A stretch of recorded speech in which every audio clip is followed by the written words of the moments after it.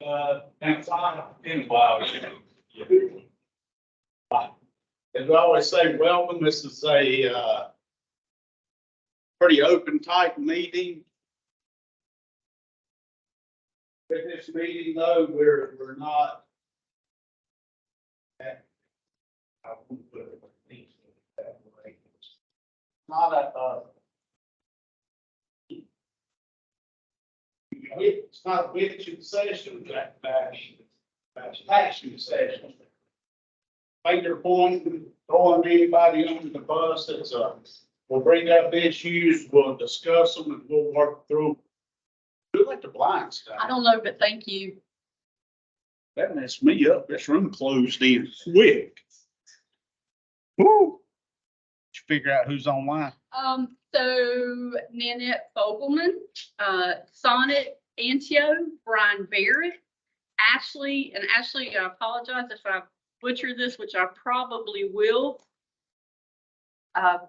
Benish, Sidoff, Joel Calabrese, David Talbert, Fred Brillante, Justin Gonzalez, Keith Ferguson, Marshall Herring. Good morning, Marshall. Louis Panzer, our esteemed director. Mark Worth, Rania Neighbors. Hi, Rania. Price Brothers and Robert Taylor. So good morning to everyone. Nanette, I'm going to guess that your hand's up as a new first-time attendee. Yes, ma'am. Awesome. Thank you for being here. Hear that. That's good. If we'd have known that, they could have introduced herself. Got as many online as we got here in person. I had the, is anything you needed before I carry on? Your name. Oh, crap. Yeah. Roger Richard, Sanders Utility. I think everybody knows me. Oh, wait, we'll have one more come in. Okay, here, first meeting. Yep. Good morning. Welcome. Hey, folks, for those of you in the room as well, I see that sign-in sheet going around. If you would, please put your name, the organization that you're with, and any contact information you'd like to share. Sorry, I'm done interrupting. No, you're fine. I was gonna say I had the, I don't know if you want to call it the privilege or I was actually sitting in the office at the time that the Wake County meeting started yesterday, so I sort of jumped online to see how other UCCs are doing with their meetings and everything. And I'm not bashing Wake County, but after I got off of that meeting, I reached out to Tammy and I said, woo-wee. I said, I just sat on that Wake County meeting and you know how we always pick back and forth. And I'm gonna tell you, our Mecklenburg meeting's a lot better. They'll probably say different, but listening to their numbers and stuff, we're a lot busier than they are. A whole lot busier. And she's gonna throw the numbers up there, but I'm gonna brag in another way that Mecklenburg had less damages than Wake County had. So we're doing a ton more work than they are, but they're damaging more than we are. So that's my little punches at Wake County right there. Should I bring up now what me and you were discussing? I haven't had a chance to discuss it with Louis, but I touched on it briefly with Ann yesterday, and she's, yes, we will if you want to, but she just said because it's not part of the law, we'll have to maybe go around another way. Something that, and I hate to say that I was thinking, had a discussion with Jason about it, and a discussion with, was last year, and Jason, you correct me if my numbers are wrong, was 22 trench tests. Nationwide, there were 37. Maybe 37 nationwide trench tests. So I was thinking about on that is with Luca, we're working on how to prevent these and all of that. Sitting there thinking about it. What's the first step the contractor has to do? After it's designed and properties involved and all of that, before they go to work, what's the first thing they got to do? Call 811, right, to get stuff located. So if we could somehow or another, you know, at the bottom of your tickets and everything says, if there's an emergency, call 911, any call facility. If there was a way that we could add in there that, and I'm just gonna throw these words out there, that if your trench is greater than 5 foot, be sure that you follow OSHA subpart P, trenching. All that's in this way. All that's in the specs. For y'all. But even on 811, if they're doing that ticket and then they look at it, it even says at the bottom, it's a double-edged sword also, is you're being reminded that you need to do that. All right. Now, if it is there and God forbid something happen, I don't want anybody to go through that.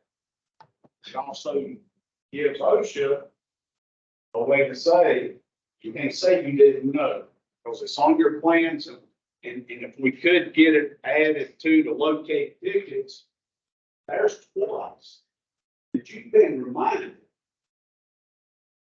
dangers of trenching and excavation.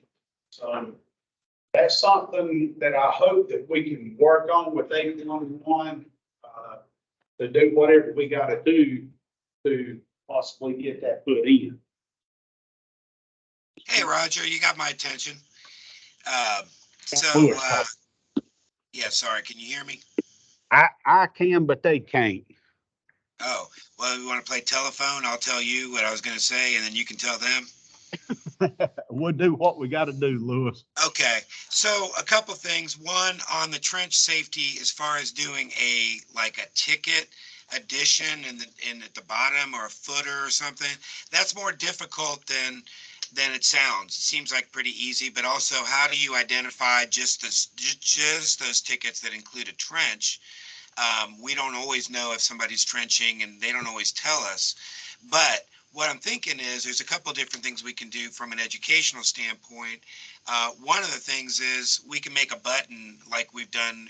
We can do a video like we did for white lining, but we can do a button about trench safety, put it up on the website where people come and, you know, to learn about what to do and that kind of thing. We can also start, you know, like we always add something about fire safety during Fire Safety Month and in the heat and all that. We can really start pushing this at the UCC levels too. That's a big audience. If there's a slide or two about this, and you're right, the percentages of trench deaths has gone up and nationwide. So it's definitely something that we want to make people aware of. And if there's a link to some other source or information, whether it's OSHA or a NUCA, that gets into more detail, we can make that button hyperlink to wherever it needs to go, so people can click on it to get more information. That's something we can definitely do. The other problem with trying to tack something onto the footer is there's a whole lot of other scenarios I can think of where we'd like to give people a special message about something. How do you break that down and just, you know, limit it to 1 or 2, or how do you open it up wide to 50 or 100? It's not a bad thought.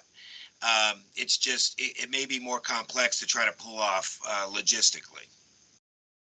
Okay. I think the button deal, you know, having that on there would be a good idea. It's just, you know, we're just thinking with that, Lewis, any way to spread that word further than what it is, and you know, it might be a good reminder. You know, another place you might remind people is whenever y'all do those constant contact invites to the UCCs, they hit more people than actually show up here. So that's another place that, you know, a reminder could be put down there about the increase and, you know, remind people. And you can put a link inside there too, into those invites. That's another blanketed way of getting that message out to, you know, to a lot of people. I was thinking too, how many other states, 811, you know, with different states do that, if any, or would we be the first if we could get that in? I mean, I haven't heard it as a widespread campaign, but I'll tell you this, we'll be at the SOX meeting in a couple of weeks. That'll be Southeastern One Call Systems. And I'll definitely bring it up and see, I'll ask the question to see how people are educating about it. You know, it's definitely a serious thing, just like, for that matter, potholing, you know, and revealing where facilities are. You know, there's a lot of reminders we could give people on certain things. I think we probably limit ourselves mostly in the form of the ticket to the information that's pertinent to that particular excavation. But I could definitely see this turning into something where we could do a targeted campaign. And in fact, I've got a call with CGA later this week about how the one call centers can do messaging all consistent at the same time and push those things out. And I'll bring this up there too, because I think that's another opportunity to use that channel and do it in a big way. I agree. Well, you know that NUCA will do anything they need to do to help with that. I do. We Yeah. appreciate that. All right.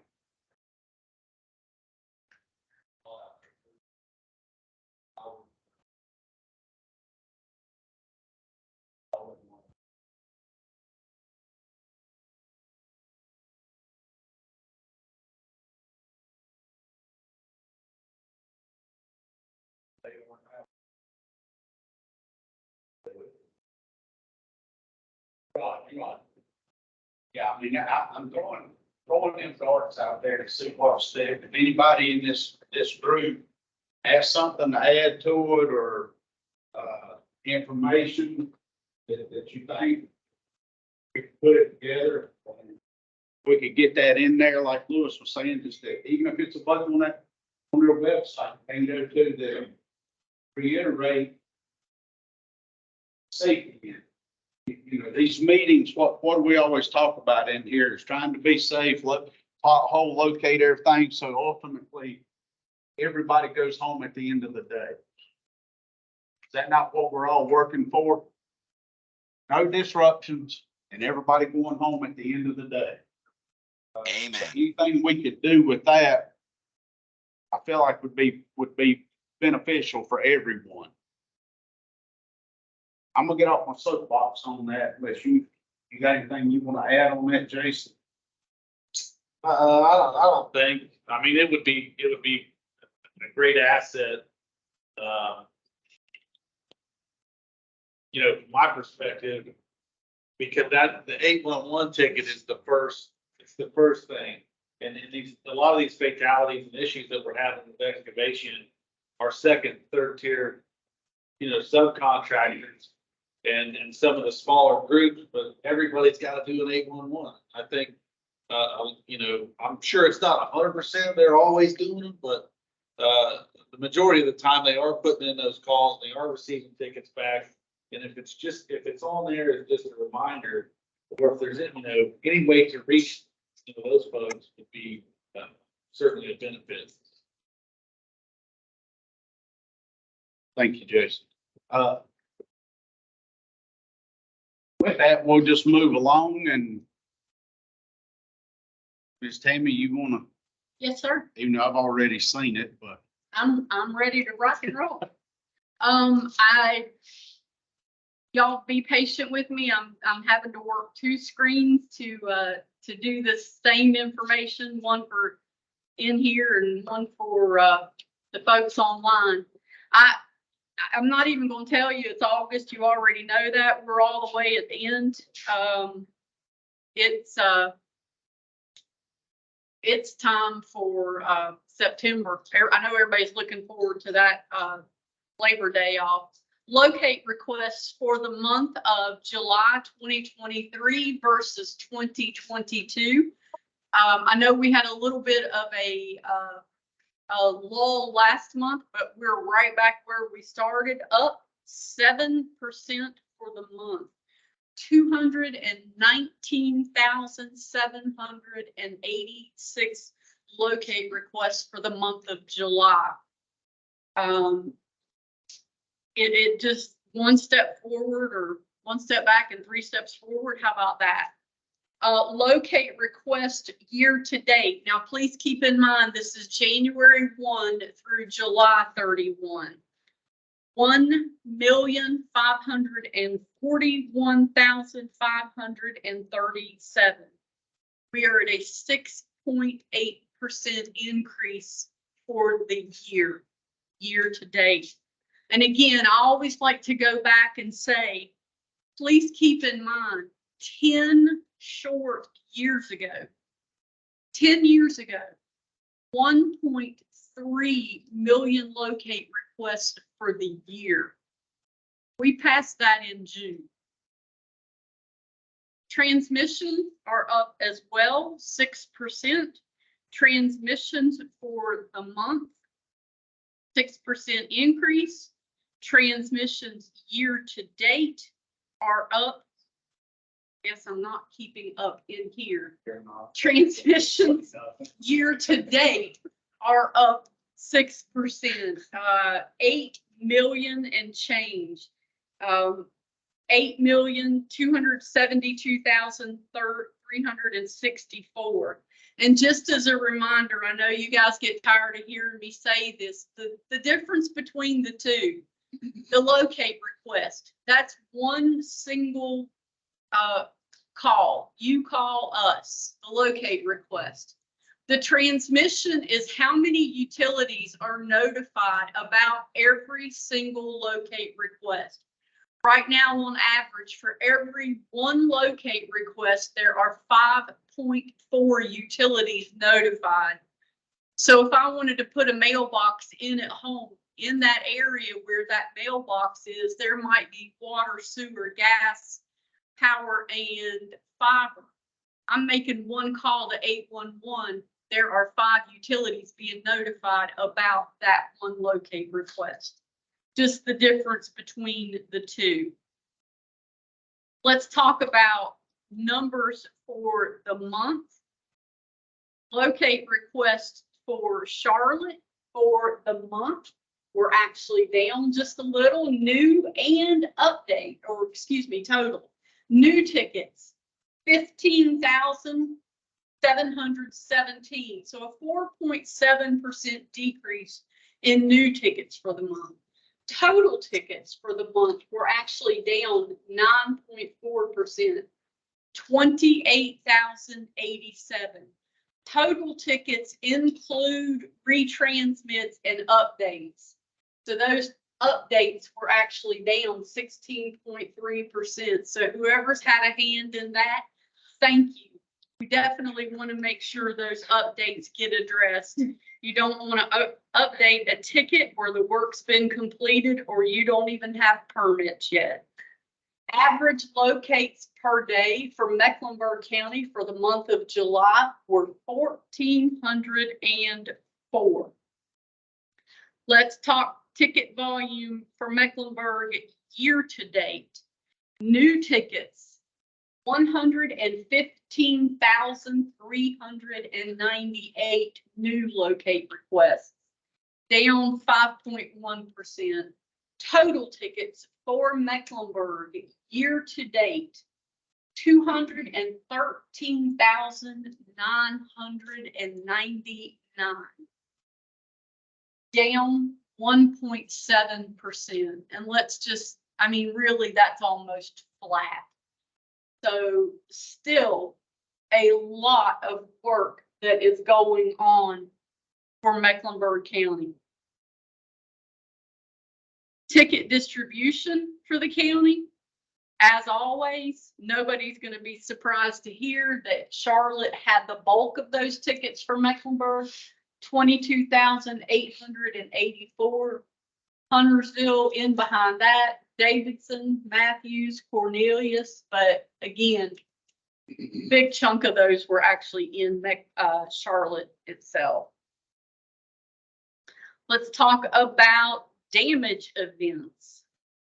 There were 1,131 damage events reported for the month of July. Of those damage events reported, 171 were reported in Mecklenburg County. I'm not saying that 205 were reported in Wake, but I'm not saying it either. 171 damage events reported.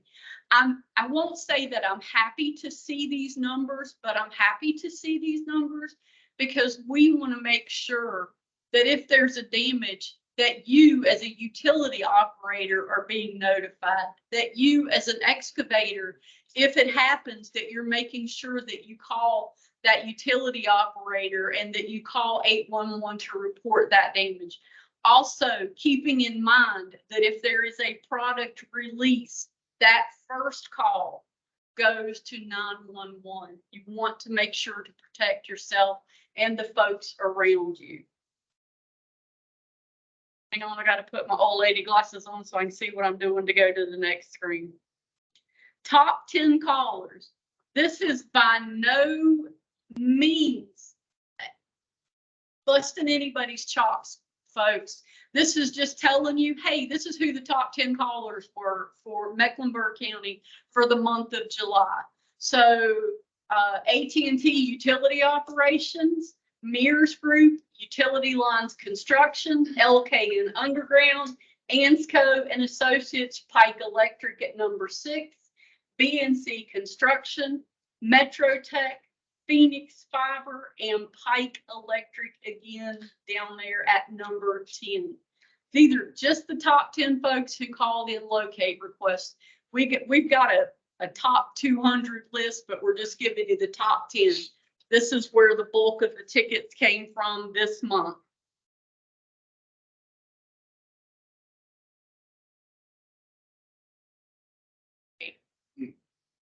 The state UCC officers for your 2023-2024 year.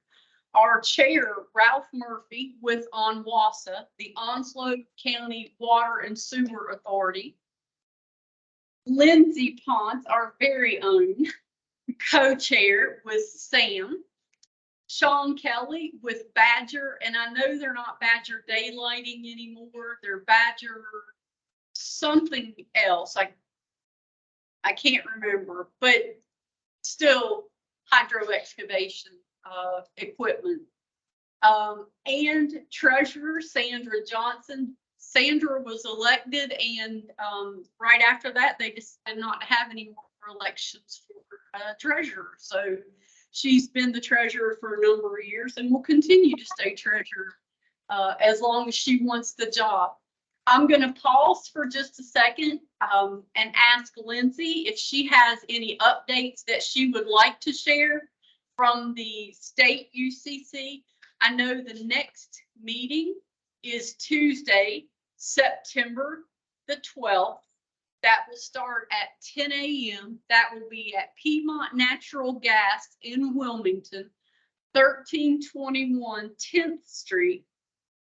Check that out. In Wilmington. Again, if you want to attend, that meeting is open to the public. And we would love to see you participate. If you were not able to be there in person, please join them virtually. They do have a virtual link if you want to be a part of that. Did I give you enough time to look up any notes? I don't have a whole lot yet. We just, we're gonna be discussing this month. We have some extra funds left over from the conference, so we're gonna be discussing a couple possibilities with that. That we would like to use some of those funds for. And then we'll be discussing our locations for next year's meetings. We would like to spread it out a little bit more instead of going to all the same places. So that's kind of a couple of things we're going to be talking about in Wilmington in a couple weeks. Thank you, Ms. Lindsay. Again, the state UCC has some additional funds after the conference, and they're going to be discussing what to do with those funds. For those of you that aren't aware, a nonprofit can only have so much money to remain a nonprofit and to keep that status. So to be able to keep that status, they're going to need to spend some money. So when I'm not here next month and I'm sending greetings from Tahiti, you're going, I'll be here next month. No, they're going to be looking to do some good things with those extra funds. And they're also going to be discussing moving that meeting around the state a little more, maybe hitting some areas they haven't been before to give everyone an opportunity to attend a state UCC if they would like to. We wanted to recognize, some of you know Chase Gibson from the city of Kings Mountain. Chase was their gas locator for a number of years and was being groomed for a position as a supervisor. And his supervisor finally retired and Chase was promoted. He was our state UCC chair more than once. He's been heavily involved in the UCCs for a number of years. And he was presented with the Safe Digging Partner Damage Prevention MVP Award at the state UCC in Concord in July. So we just really wanted, again, to recognize him for all of his contributions towards the excavation community and towards keeping folks safe, towards making sure that we all go home safe at the end of the day. Chase will not be participating with the state UCC anymore because of his new duties, but he is already assured all of us that he is going to be pushing some folks out and getting them involved in those UCCs as well. We were excited for him. On a side note, he's a super great guy. Got a little boy, got another one on the way. I'm shoot right past this education team. You've seen that bunch of misfits on more than one occasion.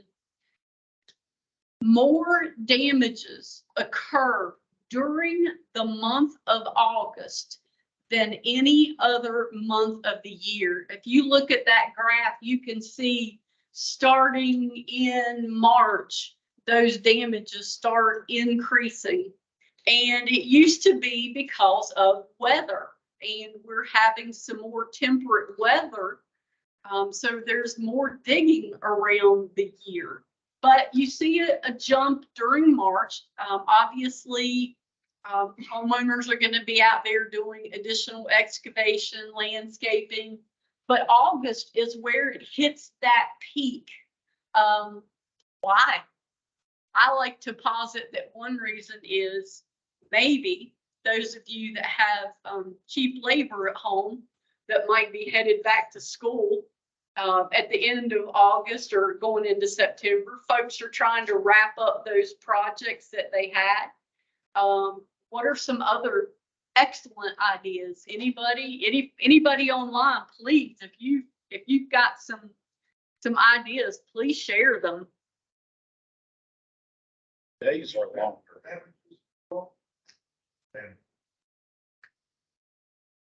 These are longer, people working longer. It's hotter. It is hotter, so trying to get done earlier in the day. That's one of the I don't know if you have a microphone there, but one of the things is this is a national composite, right? So as you mentioned, a lot of the places up north, they don't have the full year to work. So they might be doing a lot of work more so in the month of August as well, just by the fact that they're up in the north and they have a smaller window of excavating, because this is a national view of the damages. So that's a possibility. Mm-hmm. Very good. Freeze. Yep, Yeah. exactly. Catch it before the freeze. All right, I will go back to the month or do you want the year numbers? The month looked good, the year. Let's go back to that year number. We don't have to go too far. Y'all, I cleaned out the fluff this month. We had, I took out everything where we were already finished. I will tell you that 811 participated with Piedmont Natural Gas on, August the 11th on 811 day. We had the Mini X out at the Charlotte Knights ballpark and had a blast. When I tell you that Tyler and I, from the moment those gates opened until we finally shut the Mini X down, it was wide open. Those kids had a blast. And we got to talk to so many folks out there. What a great event. We're getting those kids at that Mini X. That means those parents are standing there waiting, so that gives you that opportunity to pass that message along to some of them that probably didn't even have a clue or didn't think about, oh crap, you know, I do need to call if I'm gonna plant that tree or put the mailbox in or whatever. The year to date, you know, the reason I'm gonna go back to that is year to date, we are at less tickets. Just a little bit. Okay, Tammy, send me just a little bit, 5%. Well, that's the new ones. And for totals, Total, yeah, just shy of 2%. But the 3 hour is still, just almost flat. but then look at your updates. It's 3.5. That, to me, that should be down too if we've got less tickets. Huh? I still feel like that we're updating tickets that doesn't need to be updated as a whole group. And it's the heavy hitters. And I'm gonna say, where I venture to say that it's probably got a lot to do with those people that was in that top 10 list. I don't feel like it's the people that come to these meetings in any county, but particularly this one because it's what we're talking about. And we could look, and I can about venture to say that it's not the people that sit at Mecklenburg UCC. Now, we have had that. That's been addressed to the ones that was on there because sitting on the LRPC committee also, we get to see those numbers. If somebody in Mecklenburg County, and I know them, I promise you, when I get in the car to leave that meeting, I'm on the phone with them. Why y'all updating so many tickets? Y'all ain't doing no more work than anybody else is. You need to check those. But we're doing a good job on it. For the month, it was down, that page down on your computer. Try something. By the way. You know, you look at it from that standpoint, July of this year to July last year, our updates were down 16%. 3 hour was down, everything was down but the cancellations, which is good. Guys and gals, I feel like we're doing a heck of a job in Mecklenburg County. I really do. And everything still contributes back to this right here, UCC. Everybody working together. Does anybody have any questions or comments on the numbers?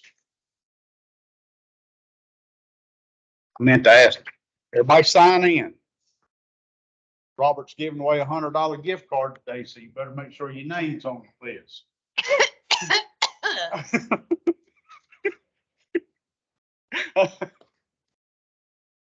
Couple more times, Angel. I got you. That's, wait a minute. Let me add that again and again. You know, guys and gals, again, with that, it's all working together, communicate, teamwork, not working against each other. You know, you have that issue, You make contacts in these meetings, you pick up the phone, you call them, and you work together. Instead of saying, I don't care about city dog, I'm just gonna go on and do it. I don't care about Piedmont, I'm gonna go on and do it. It's not like that anymore. Everybody's trying to communicate, to look out for each other, to go back to our ultimate goal for everyone to go home at the end of the day. What it comes down to. But again, any questions, comments on the numbers? Before we move around the room and. I have, got something. I have one photograph I want to show, and Okay. then I'm gonna, cut this projector off because it's increasing global warming up here. I'm going to, it'll take me just a second. It's not anything I see. Was it? No, sir. Okay, No, it come it from was me. a picture shared with me from, the, town of Matthews.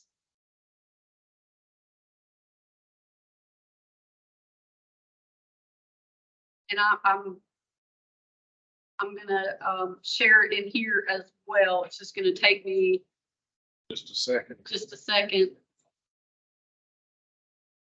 You may talk about it or you may just wait No, till you if get you it want up there. to, talk about it, that's fine. The picture that she's gonna put up there is almost of a, I hate to put it this way, of a, I don't care. And, you know, they probably don't live in that town.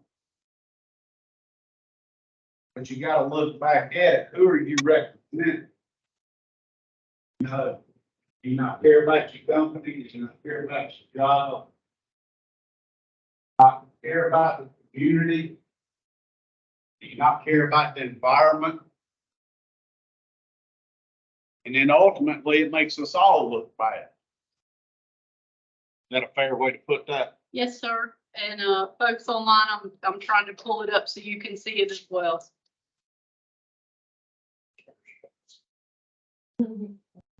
What was Bill? That's the fair stuff. We represent somebody. Who's your client that you're doing the work for? Well, it's not working for my folks online, but for my folks online, it was a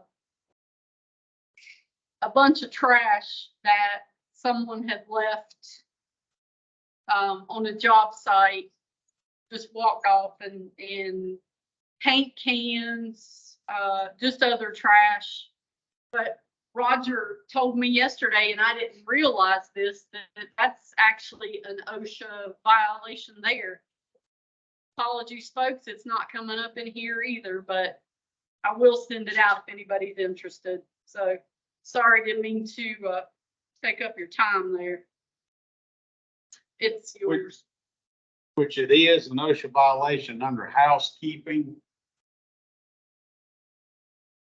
Tell our people, you get through with that water bottle and you just throw it down. You know, OSHA inspector rides by, you just gave him the invitation to stop. Just over a drink bottle, a cracker wrapper, or whatever. You watered up and threw it down on that job site, you just gave him a open door invitation to your job site. Just bring it straight. On job site. On job site. Job. Thanks, I'm making. Yeah. Now, you open the door for them. There's a simple citation right off the bat for housekeeping. Now they're gonna look at everything else. You know, and ultimately it comes back to.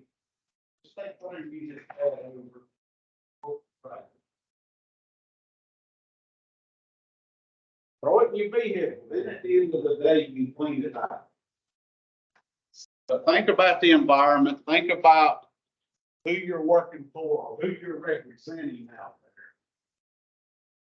there. That's got a lot to do with it, because I think everyone in here on the back of their vest has their company name. Pretty much. That's what people see when they ride by. Anything else on that you? No, sir, I apologize, y'all. I have a picture. If anybody wants it, I'll share it. Everybody's seen trash on the ground. It's nothing it's nothing earth shattering, just disappointing. How's that?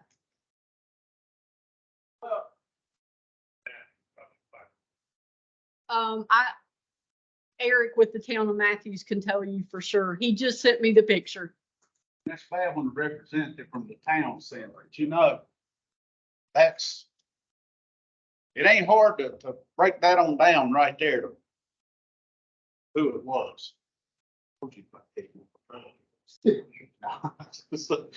I don't even know who it was. Or didn't, I don't know if she told me or not. I don't remember. Okay. But anyway, just think about that when you're out there working and everything, and you'll have a lot of inspectors tell you to pick trash up that's not even yours.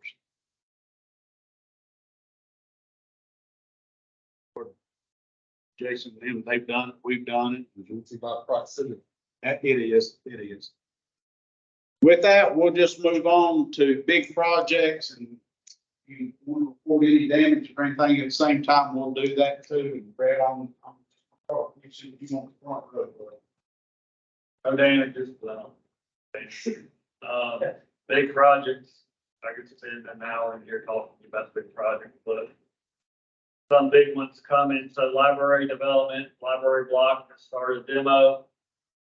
Demo's supposed to last through the end of the year, and then new construction starting first quarter next year. There's a huge development coming to 1601 South Boulevard, a 32-story high rise. That's directly across the CVS on Park Avenue. Two 19-story high rises. Blaine can probably fill you in on this over in the south end area. Kind of near light rail. South end blowing up. It's getting big. Brooklyn Village project. Bob Walton building is getting ready to be demoed, and that lot is getting ready to be graded. So they don't have a GC yet, but I would imagine that project will probably kick off sometime next year. So that's a big footprint in the first quarter area, I guess, of town.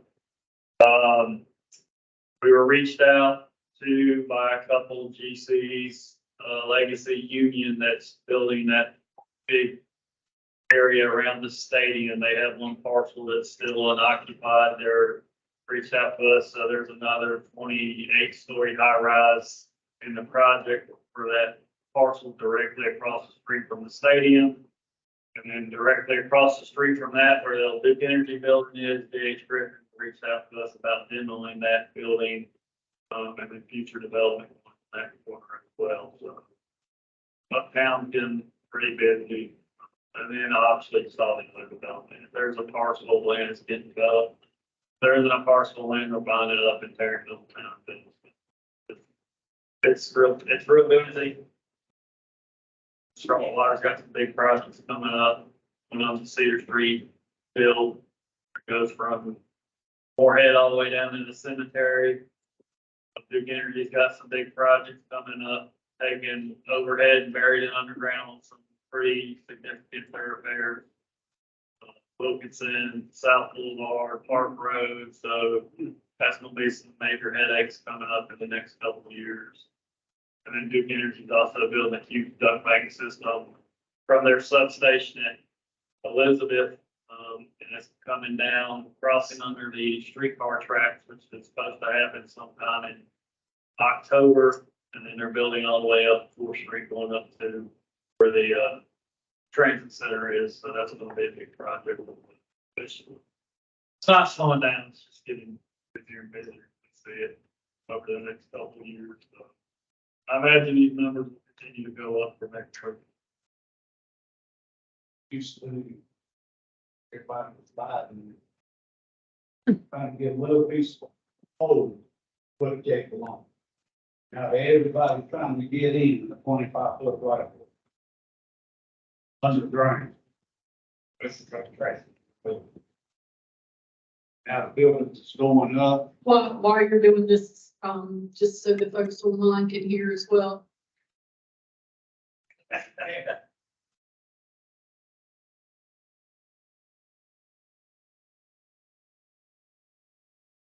With that, we'll move right on over here to Daniel. Thank you. Sorry. First, we have Sonic online. So, Sonic, I guess you can feel free to do our Charlotte World Report. Get it back now.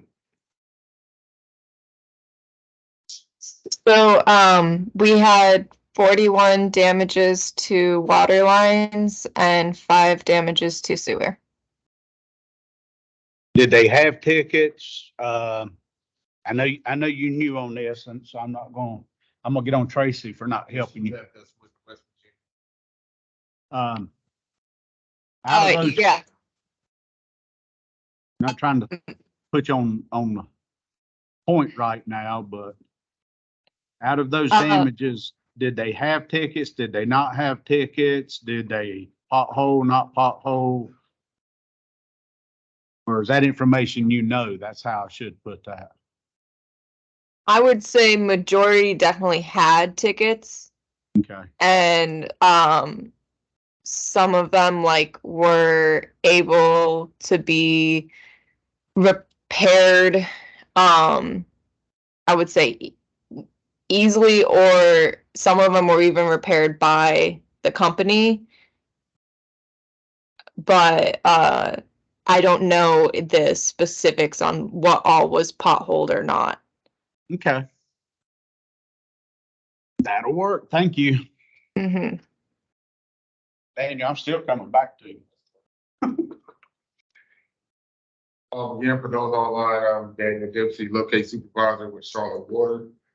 What I will say I've come across lately, or what a lot of locators come to me out and ask that for those of you that have someone submitting your tickets, could we try our best to stay away from the copy and paste? I've had quite a few tickets that I've looked at where the address or the street is one thing, and then the directions for somewhere far away from where it is. So our locators are a bit confused on whether or not they should follow the directions of what's in the ticket or the address that he's located. So we gotta keep an eye on that on when we're calling our tickets. That's one. And the other is what I always talk about is the code 55s. We've, like I said, it's not about finger point or anything like that. One of my locators stopped the crew yesterday doing some work, and they were right on top of, I think, a 16-inch or 24-inch yesterday. And the marks were there, but there wasn't any spotting or anything done. So, like I said, I assure you, if we code 55, it is not to slow down anyone's work. It is, as we've been talking about today, keep everybody safe and prevent the damages. So if it's a code 55 on it, like I said, I always answer the phone when you get that automatic email. Just please do our part to make sure we're spotting each other's utilities to prevent those damages.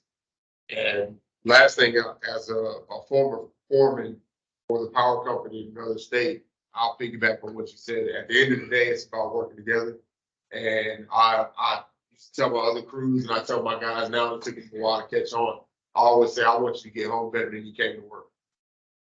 And I've had to go knock on the door to explain to a wife or a brother something that somebody's not coming home because the power and it's not a fun thing. So as long as we do our part, we work together, everyone gets the job done, and gets some damages, and we get home safe. Sure thought they didn't come home. That's how they treat it. I'm gonna go tell on you 55 there for just a minute. I think what maybe a lot of people don't understand, and you said it's 16 and a 24, for us that do that stuff every day, that's not really that big for us. Okay. But for your average contractor, what they may not be understanding is that 16-inch water line could shut down a whole part of it across. Yeah, it shut the city down for that area. You know, a lot of them don't realize that, and that's why we understand the code 55. And they may not, you know, oh, it's just going right over there. Yeah, it is. It's going right over there to 4, 5, 6, 8 developments, you know, neighborhoods or whatever. Might want to, find a way to post it, not every, I'm aware, not everybody. Got a good point there, Dwayne. So, as Blaine suggested, so a code 55 is if we locate any water main that's 16 inches or larger, or any forced sewer main, while located and coded as a code 55, as soon as they code it and they close that ticket, there's gonna be a positive response email automatically sent out. And it's gonna go to whichever email you provided when you called in that ticket. So using a spam email or whatnot, it's not gonna work. Please try to use something that somebody that actually calls in tickets can see, because quite often I'm the first name listed on that email. And so basically what's gonna happen is when you call in that ticket, what I'm gonna tell you on the phone, because I hear it a lot of times, I've never seen this before, I've been doing it for this many years. What that requires is if there's a 16-inch main or larger, you are to spot that main if you are crossing. Or if you're going parallel to that main and you're inside of 10 feet of that mark, it must be spotted every 50 feet. Now, I have locators that work the whole Mecklenburg County area. So like I said, it's not about having you down for a long period of time. As soon as you close to getting exposed, you got exposed. Like I said, I'm the first contact on there. Give me a call and I will have the tech in the area there immediately to take their picture documentation and you're right back to work. It's just that quick. And just so folks understand, that 55 is basically Yeah, saying pothole it's is critical. Wait a minute, Lewis. I'm sorry. I was just gonna wanted to just make sure people understood that 55 code is saying it's a critical facility to that operator and it's marked, and that they really they have to be on site. So this is used a lot by the gas companies, but absolutely any facility, whether it's a high profile electric facility, it could be a very intense, serious telecom piece that's feeding a bunch. But if you get that 55, it means you're in the proximity of something that could do a serious amount of damage. And you need to respect the fact that they're going to be on site, and that is what that 55 means. So just want to make sure people were clear. All right, thank you, Lewis. Jason. Roger, can I say, I'm sorry, Jason. Very quickly, if anyone needs any of those positive response cards, I do have some. So those are something that you could put in your wallet or in the vehicle, so that if you get a code 10 or a code 20 or a code 55, that you can look. It is also on the app for anyone who isn't using that app. Free app. I usually do this show with Roger. We talk about how much it costs, but it is a free download for Apple and Android users. Just type in NC811 and all of that information is right there at your fingertips. Got two of them. I got two 8-volt after work. Super red. Let's try this again. I'm Jason with State Utility Contractors. Like every other contractor, we're super busy. We're in and around the Charlotte area. We work a lot with Charlotte Water. I think right now we're in just about every wastewater facility plant that they have. Upgrading that and installing new pump stations up in Huntersville, and installing upgrades on larger lines for wastewater and fresh water. So we're just really busy as well. So. The other new part, why you got that, and I don't have to come back to you. Okay, so also I am vice chair for the NUCA Safety Committee. And we travel around the state and we have safety meetings and correspondence with contractors and stuff, just to try to promote excavation safety, anything safety related on the job site. This past year has been emphasized for excavations due to the increase of excavation fatalities that were across the country. They were up quite significantly for the first time since I think 2006 maybe. So we've been promoting that all year. We have one more meeting for the year. It's gonna be in Raleigh on November 14th. At James River Equipment. So if you're in that area, you guys want to stop by, you can. Certainly love to have you there. Also, we have a young leaders group. So if you have anybody in your organization that, you know, maybe you want to start getting them involved more in the overall business of your business, please send them out to our young leaders groups. It's a great way. And what we say at NUCA is, under 40 or 40 at heart, can certainly show up. So, I'll be at the next meeting and I'm 45, so, you know, there you go. But I'm not saying how old I am. Roger's a lot older than that. But not in his mind, right? Because it's slipping away. No, but that's, so we've got a young leaders, event on the 13th in Raleigh. We do have one on the 27th here in Charlotte at Piedmont Social House. So I'll have some flyers for that if anybody's interested, or if you got, again, anybody in your organization that would be interested, maybe showing up and just making some contacts and see what that's about.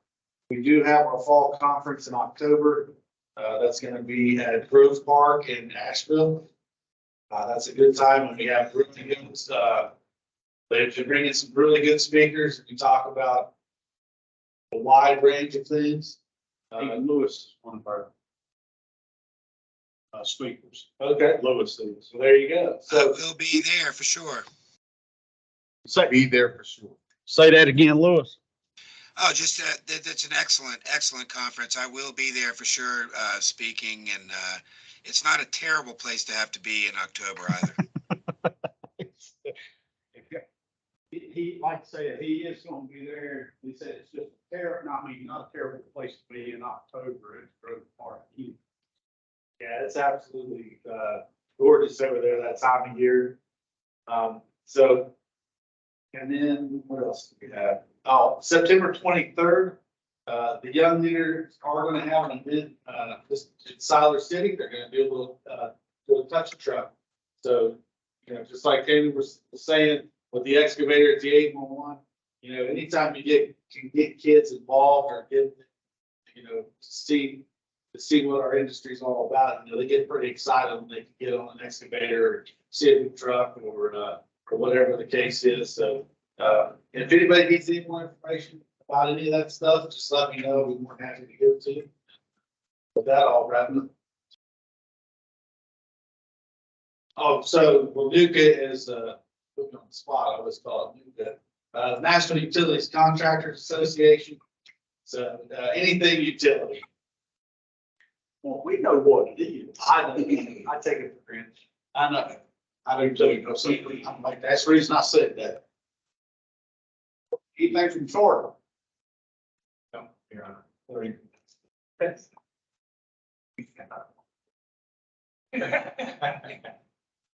Well, I know you got some. I just should have just handed it to This you. is always, we have to tell on ourselves. I think we had a water service strike yesterday, private line, backside of here, private water. Probably on the 11th, we have a water strike, we're digging a water line, and just a shovel actually damaged it. And it's a good opportunity by Charlotte Water that they left with a 5x10 steel plate of STSs. We'd like to get that plate back. I think Tracy's probably listening. I got emails with her. Stolen. And that plate's probably Steel not as much plate. that water damage is, but maybe it's even swap. Well, see, that's what we get. That's teamwork. They need it. Yeah. I do know Spectrum's here today, so it's good to see utilities show up. That code 55, I see popping up on the permits, basically calling out that it needs to be spotted. For a utility contractor, that's one of the best places for us to see it. That the crews are seeing that it has to be spotted. Most importantly, our utilities are seeing that it has to be spotted. So if the job takes an extra day longer, they know that, you know, it takes a long time to spot a 54-inch water line that's 11 feet deep on the post. Spotted one yesterday, it took 2 days to find it. Probably should have taken 2 days to find a 54-inch line. It's not always where they, but when it's on the permit, that helps us because That's usually a cost plus item, of course, and sometimes, not this guy, sometimes we struggle to educate the utilities why that's not part of a board, you know, you gave me a $1,500 bore, we had to spend $3,000 to have the water line spotted, that's cost plus. So anytime we see it on permit, we appreciate that, it helps, justify why, why that's not included. Other than that, I don't know that we had any significant, damages other than 2 water lines. Getting one was probably on purpose. Got with Q back, back excavation. Hi, guys. Scott Robinson. I just moved in from Texas to start managing a company called QVAC locally. We have 1 vac service truck right now. So looking to grow the business. So give you some cards when we're done here, guys. Actually, little sales pitch right there. Yeah, thanks for being here. Thanks for being here. Oh, yeah, exactly. We appreciate that. And we try to get, and I'll get back there to Clint too. So, getting vendors in here too, that helps, with the connections. Somebody say Blaine gets that, and I'm sure you're probably using you, and that's the reason you're here. Thank you for getting you here. But, you get out there and you go, God dang, I need to buy a truck and who can call us. So yeah, we appreciate that. You move on over here. So what we got on this end of the tape? Good morning still, barely. Scott Sherrill here with Hyper Networks. First off, I'd like to introduce my new OSP manager, Robert Wedding. Robert is taking over for Jim Dion here in the Charlotte area.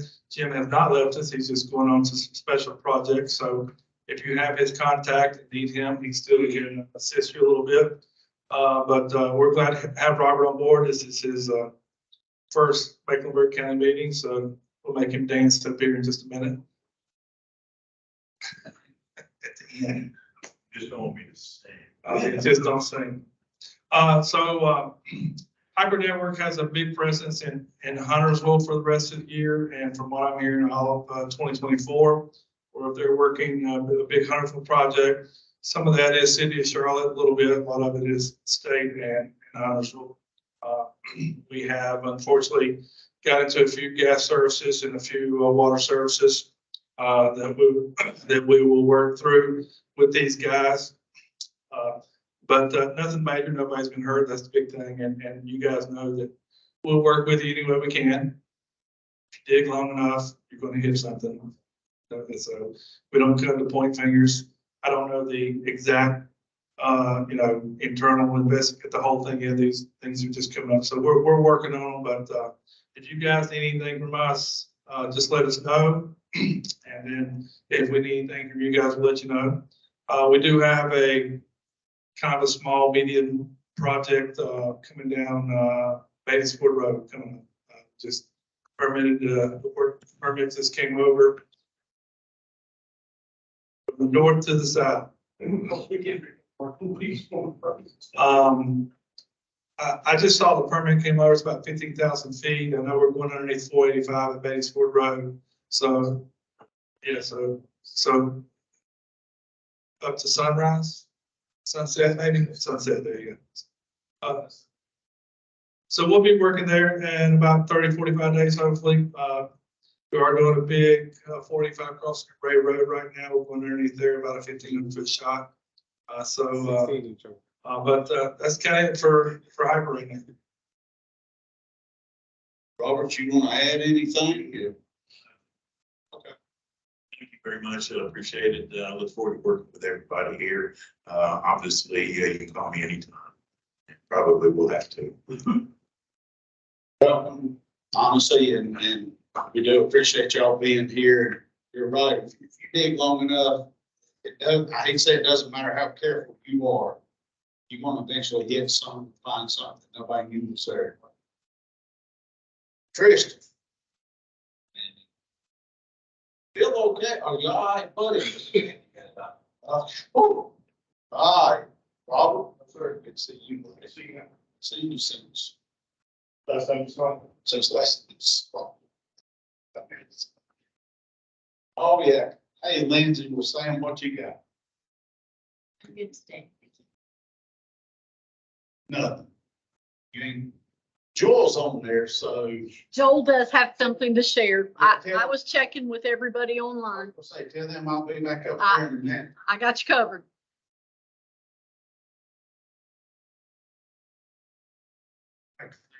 Getting over here, buddy.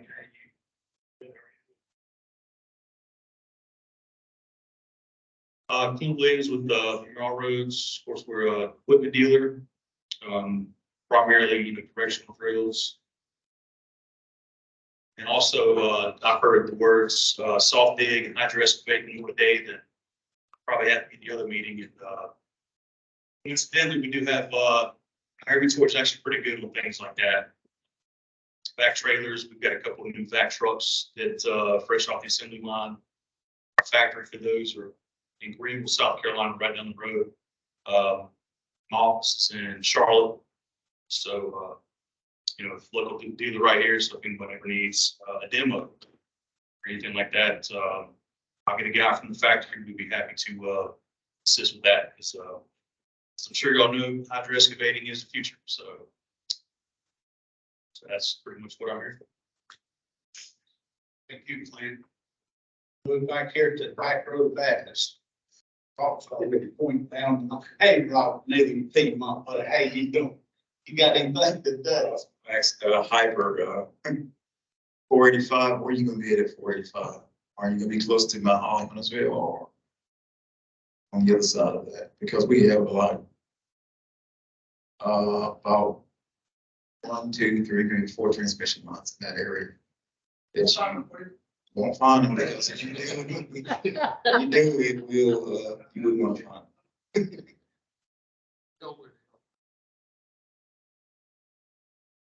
Okay. Brian Mayer from Heath Consultants. So we'll say for July, our company in that area located 20,400 tickets. Did 86 investigations. That's not just for damages to utilities, it's above ground damages. Any leaks that get reported, we have to investigate those as well. We did have 15 at-fault damages, and number one cause for our at-fault damages, locators not marking full scope of the ticket. So, lighter side, Cody's done a very good job of adding to his team. We've increased the Mecklenburg team by 30% in his training process. We have struggled to get good candidates, but we really hard last 3 training classes. Roger. We're all trying to get people, find people and all of that. It's just interesting that y'all have investigated it down that far to say it's our fault because they didn't locate scope of the people. I personally appreciate that. And we've got to retrain our people, that some of that could have been from veterans, and then bring them back in and retrain, and it's like, oh yeah, you got to reset. I appreciate that report, and that was, wow. Cody, you got anything you want to add to that? I think just nothing really getting another part down. I would just say, like, if everybody doesn't know already, we did go to like personal devices for phones and phone numbers. If you need contact information, so give it to you. Got all the phone numbers and everything. You call the old work, or if you don't get an answer, it doesn't mean we lost the contract or we're not hearing anymore. We just use a different phone number. As these new hires do come out in the field and everything, it is going to be fun because trainees aren't new. So there may be some fun marks out there. If you see things like not to the standards of marking standards, like it's just way too many feet in between, not enough flags, there's no offsets, especially. And a training offsets is the hardest thing we have to do for the past 6 years, and it's labeling line. Let us know as soon as possible, because the quicker we get it in their head, make it a formality for them, the more it will be able to come do it more often. That's gonna be our biggest work getting part of this is don't call just because that's a waste of time. You don't have the time for it. If you do call it, no, we didn't hit anything, but it's just not marked right. That helps locating long ways. communicating with each other, you know. Well, Brian's- Oh, I thought Robert had something else. I thought, well, I'm about to have a heart attack, Robert. So, I just want to follow up on what Cody said, like, if you guys have issues with our locators, we want that feedback. We can't be with them all day long every day, so if guys are making mistakes out there, and you guys see that, we want that feedback. And that helps us to, right, exactly, so we welcome all those phone calls. And then Cody's in the same position, Robert's the same. You know, to improve, we use that to improve our staff. I was gonna say that also with the training, we're visiting the training and we also have Tammy come to the trainings also. So I'm being held accountable and I'm holding them more accountable. So we all working together. all accountable for everything, if you look at it, you know. Yeah, you are accountable for the gas, but the contractors is accountable for everything because we're relying on the locators. And then when we do find something that wasn't, we're able to communicate that could update maps or all that was, should have been moved years ago or whatever. As I'm walking up here to the computer, Cody, you did say something that reminded me, is those offsets really do help out. Because it's one of our crews were potholing and trying to find them where they obviously destroyed some of the other marks that was there, but was able, because of the offsets was painted right there on the road, we just pulled a tape measure and was able to do that. So that's a big help too. We get back up here to the computer and see what we got there. And I'll have to put Yes, this sir. here. Please, Joel, if you are ready, and then Mark Ward and Marshall Herring with Piedmont Natural Gas also. Yes, good morning, everybody. Want to, as I usually do, report on the damages that have happened in the month of July. Kind of good news, bad news. The bad news is there were more damages in July than in June. June had 55, July has 64. The top three categories of who, responsible parties, it's the same three we seem to get all the time, not necessarily in this order. Locate error, excavator failed to maintain clearance, no notification. That's the one that seems to always find its way in there that bothers me the most. The no calls, as you guys cover that. The percentage of damages, it went up from 78% of those top three in June to 89% of the damages were those same top three. So not good in that area, but the good news for the year, if you compare 2021, for the year they had in Mecklenburg County, 2.3 as the damage per thousand. In 22, it came down a little bit, 2.17. And so far this year through July, it's at 1.98, which is really good. It's showing a very good trend. And this is my opinion now. That's the time that the 3-year period that we've brought in the SAM and also TRC for watch and protect, and also SAM for the repair of unlocatables. And I think the way that those companies are working together with Heath and the contractors is really helping to bring down the damages. So kudos to our watch and protect and repair teams, and also with Heath for working together with P&G, the contractors, and those teams as well. So that's my report. Thank you. Joel, would it be fair to say it's a full circle and that's the reason everything is working smoothly? Well, sure. Anytime you have the cooperation and communication between those groups, it makes everything go better. And what Robert was talking about with the training and everything, And also I don't know who was talking from Heath about wanting to know when there's been, errors and locates and what have you. All of that works together to bring these damages down. So, kudos again, and let's continue to keep that, progress going. Any questions from the group here for Joel? Okay, who'd you have Thank you, next? guys. Thank you, Joel. Mark? Yes, sir. Can you hear me? Yes, sir. Okay. We only serve the north end of Mecklenburg a little bit, but in the surrounding counties, we've seen tickets well over year to date last year, and damages not much different than last year, which is good. Looking at Cornelius Davidson, and I can't tell you which county the locate was in, we've had 4 damages from no call out of 26 damages. So, and we've seen many more operator at fault than we have no calls, which is good. Well, it's not good. But the no calls, my numbers for no calls are, and I just the head count wise, they're down. They're the lowest they've been in the last 6 years, just head count. 2 things from yesterday at Wake County that I did not like, one during the meeting, one after the meeting, was contractors that were basically told, don't worry about it, just dig right through it and get back to it later. Not really paying much attention to locate tickets, no less spotting facilities.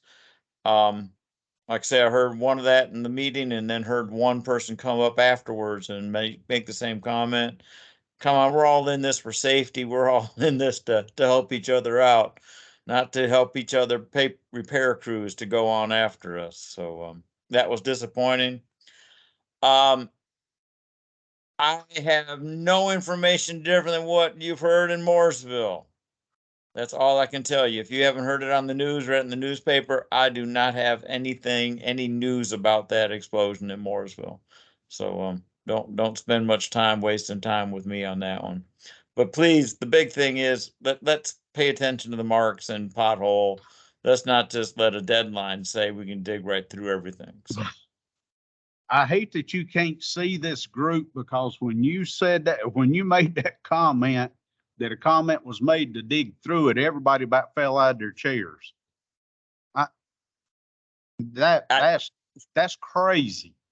Yes. And unfortunately, like I said, that's pretty much what was said in the meeting about one utility, and I did hear it from another utility that might be near and dear to my heart. Say get comments the same way. Golly. Okay. Any questions for Mark? Since everybody's dumbfounded, they might think of something here in a minute, Mark. Well, good gracious. And it would have been interesting. I mean, this is a better reaction than they had in Raleigh yesterday, and it was happening there. Yeah. Mark, I will say I'm encouraged that the no-call damages seem to be coming down. I was going to ask Joel, I know he said that the 3 buckets, making up at 89% or something like that. But are you measuring those no-call damages as a percentage and watching to see if those? I'm just looking at head count. Okay. And our head count, my rolling 12-month, has been over 300. It hasn't. It's pretty steady when you really look at the whole chart. But we're under 300 damages per year total company from failure to call. Okay. So yeah, we've seen a drop. And that compares to like the previous year prior to that as. Yeah, we were probably 310. We're at 297. We were probably 310 the year before that. We probably peaked out at 340 around 2016. So we're seeing this big increase in tickets. And by the way, gang, last week was our highest ticket count ever at almost 17,000 tickets. Last year we ran 14,500 tickets for the same week. So, we're seeing a lot more tickets, but we're not seeing the damages from no call. That's education right there, Yes. working together. Thanks, Mark. That's great. That's good. Lewis, that's at, I'd be working on that. What is it? 50 for 5 or 5 for 50 or what's that Yeah, so campaign? the There's CGA, for those of you that don't know, the Common Ground Alliance has laid down a challenge to the industry essentially to reduce damages by 50% over the course of the next 5 years. So it's the 50 and 5 challenge. I can tell you that from a national perspective, the numbers of damages that were reported into the DIRT system through CGA were higher for this last year over the year prior. And it's not, it's not inconsequential that we have an incredible amount of work, not just happening right now, but sort of on the horizon to be prepared for. So as we're struggling so much to understand things like these no-call damages, and some of these other things that we can work with locates, and that it's going to be a huge lift to get to there. But I think it's a great audacious goal. And I think we should, strive to do the best we can. But I'm always pleased to see even these incremental drops of, like, as Mark said, head counts against ticket volumes of 8 to 10% increases, to see these damages coming down, at least in the sheer numbers. To me, that's important. And that's what we have to do. It's pounding the rock. We preach to the choir in here, but we have to spread that out further and wider. And like I said, Joel, I'm looking for that next batch of mail out addresses. So, and I'll get with, I'll go ahead and get with Duke as well, with Dan, and get his, but another batch of letters to go out, just reminding people who damaged without a ticket that there is a law. It does require that you call, just as a little tap on the shoulder.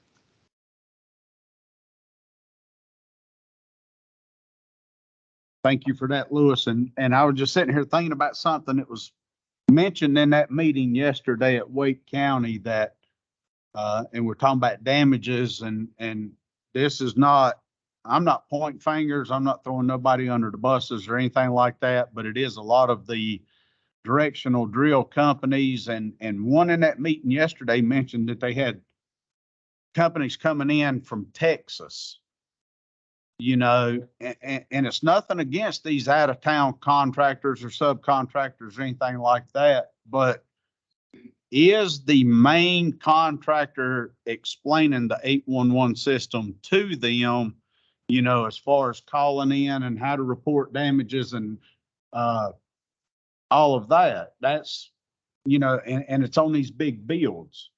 Is that information being passed along to them? That's just something I was just thinking about. Yeah, I hope it is. And it's not just coming from Texas. We got folks coming from below us, South Carolina, Georgia. We got people coming in from other states. The states' laws are different. They're nuanced, differently. So absolutely, the fact that if somebody's bringing in crews, they need to either run them through the Pipes Plus training, have their own special training so that they understand the differences, as they're coming in, especially these horizontal directional drilling outfits, because they can move so fast. And that's the thing, is we really have to get ahead of that. I mean, it's like a hurricane that's moving fast, at least it comes through and gets out of there, but the damage it can do on the way through is not good either. So if we can get in front of it, educate people, that's important. I agree. One other thing from yesterday, talking a little bit afterwards, it was the subcontractor of the subcontractor of the subcontractor. And those gentlemen that were actually doing the work were picked up at Home Depot that morning and paid in cash. So it's tough educating the whole crowd. That's all I can say. Well, you've dumbfounded us twice, Mark. That's right. It was some interesting stuff yesterday, guys. Oh my gosh. Marshall.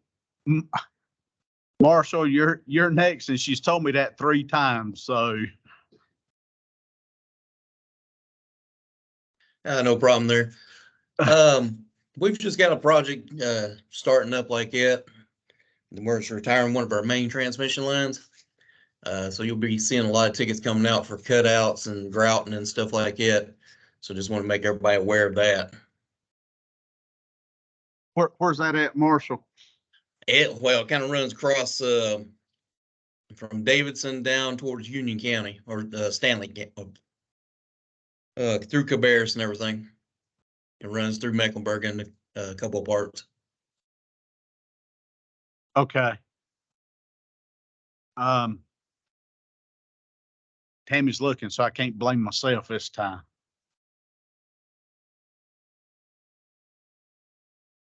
And I'll apologize for this too, for the ones online. Usually your name and everything's up on the big screen where we can see it, and we're just having to rely on the computer itself right now.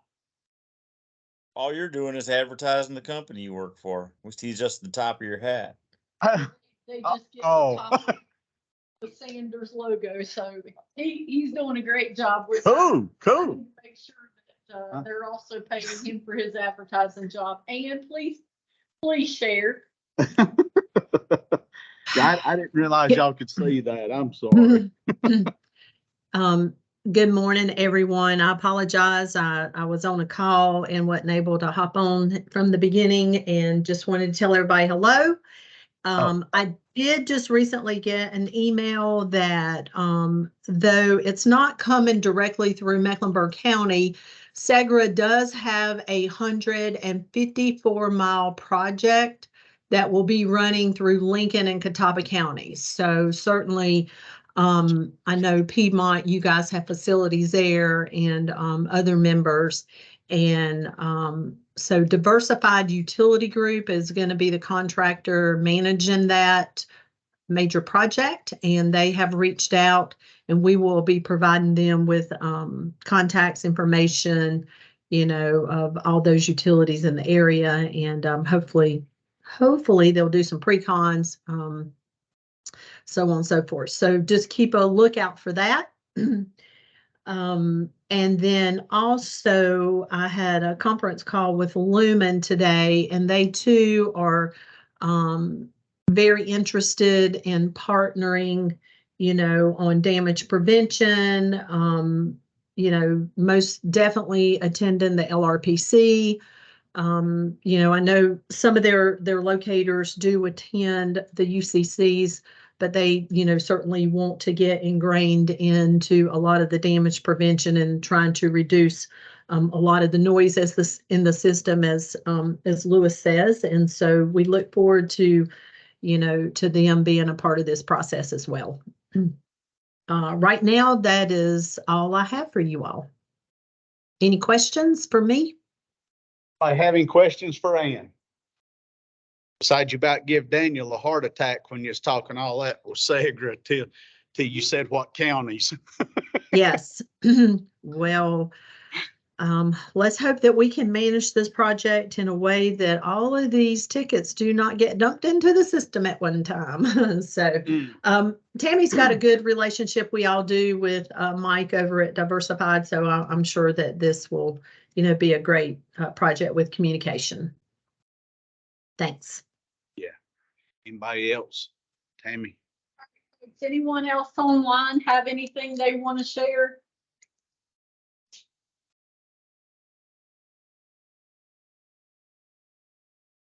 Going once, going twice, 3 times. Sold. It's sold. Anybody else in the room have anything else? Oh, I will. Okay, then. Thought about what they said. I've noticed the thing that we said today about, contractor. And it kind of makes me reinforce that what we were speaking on earlier with the code 55 and critical facilities. Because what I have come across is with so many foreign crews coming from out of town, and there's different state regulations. I'm meeting a lot of the crew leads on these job sites with these code 55s, And a lot of them are saying that they did not know that they were supposed to spot or a special spotting for critical facilities. So that kind of goes back to the leaving the right contact information on those tickets and making sure that these companies that you are calling in are aware of how we're doing things in Carolina, Mecklenburg County and support. And again, please, if anyone needs those positive response cards, I do carry them, so I'll be glad to share a stack of them with you. And you know, Daniel, it's like Lewis was saying too, you got all these people coming in from different states and their locate laws are different. You hit the nail on the head. They don't know that in North Carolina, you got a pothole. So I mean, it's a good point. Anybody else? Our next meeting, September 27th. there ain't no sense of me even looking. All right, folks, our next meeting is September the 27th. The city of Charlotte is kindly hosting us. We'll be off General Commerce, so I will send an invite, and I will also send an Outlook meeting invite. And Heath Consultants has very kindly offered to sponsor lunch next time. Cody is making peanut butter and jelly. Brian is doing the grilled cheese. So no, seriously, if you're able to join us in person, please make sure you RSVP so that they can plan appropriately. But if you're not going to be able to attend in person, you know, just you don't have to do the RSVP or just say no, won't be there. But we will be at the city of Charlotte for the month of September and October. Piedmont's got their room busy, so we appreciate them giving us the time that they do give us here, but we realize that there's times they're not going to be able to do that. So with that, I'm giving it back to Roger. With those peanut butter and jelly sandwiches and grilled cheese, Daniel said you just take a bite and pass. That way there's enough for everyone. Yeah. But if nobody has anything else, you know, as always, we appreciate Piedmont allowing us to have it here. We do appreciate Charlotte Water stepping up and taking it for the next couple of years. And yes, thank y'all, Brian, Cody, for sponsoring lunch for the next 3 meetings. Is that what I heard? Close. Close. Yeah, Okay. close. Okay, you know, I do have selective hearing, and I selected to hear 3 meetings. Got a couple shirts here to give away. And I guess I'm just gonna pick a number off of the list. Who's gonna wear it?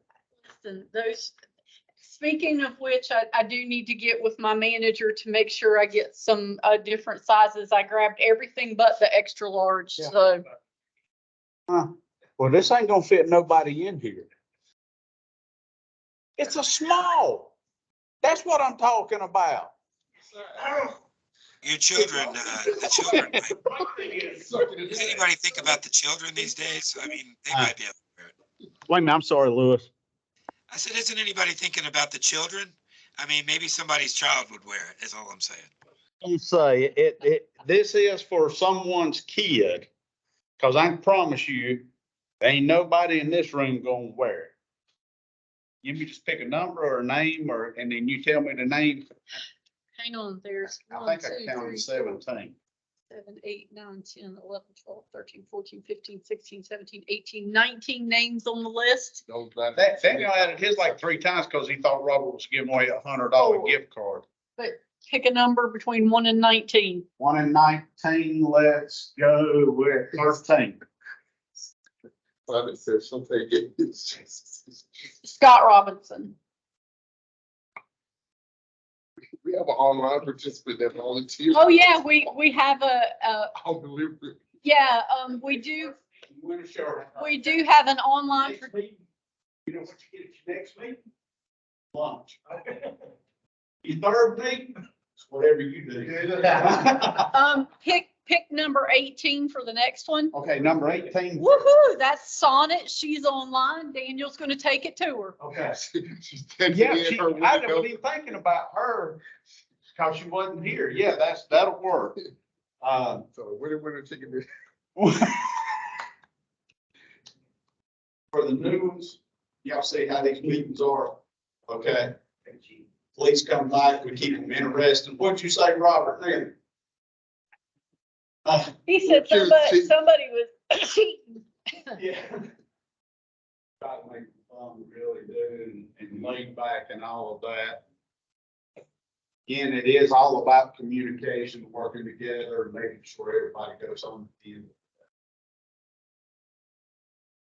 But if no one has anything else, thank y'all, the ones that's here, thank the ones that's online for taking time out of your busy schedule. And we'll see you, what is it, September 27th in the city of Charlotte. Be safe.